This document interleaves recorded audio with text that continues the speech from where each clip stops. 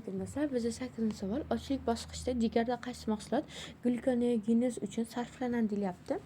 O'zi esla oladigan bo'lsak, glyukoneogenez bu glyukoza bo'lmagan mahsulotlardan glyukozaning hosil bo'lishi.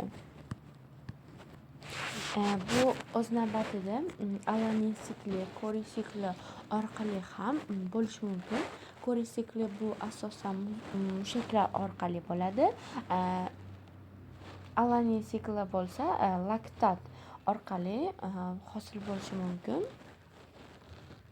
Xo'sh, endi aytib o'tyapti. Mana bu rasmda ham berilgan. O'zi glyukoneogenez jarayoni jigarda hosil bo'ladi. Piruvat orqali, ya'ni alaninga laktat qo'shilishi orqali piruvat hosil bo'ladi. Piruvatdan piruvat karboksilaza ferment ta'sirida malat hosil bo'ladi. Shu orqali jarayon ketadi va oxirida glyukozani bizga glyukoza mahsulotini hosil qilib beramiz.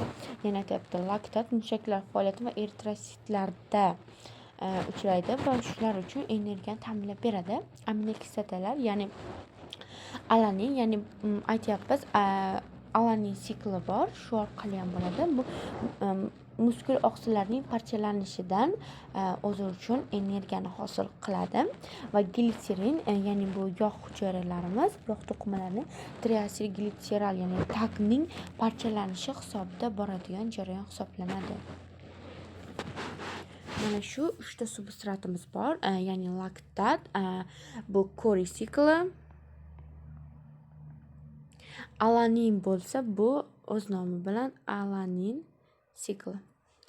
Ya'ni mana bu yerga yozib qo'yaman. Birinchi substrat bu laktat, ya'ni koriy sikli. Ikkinchi substrat bu alanin bo'lyapti. Bu alanin sikli hisoblanadi. Endi uchinchisi glitserin. Bunda mana shu tak hujayrasining parchalanishi oqibatida boradi bu jarayon. Yana nimani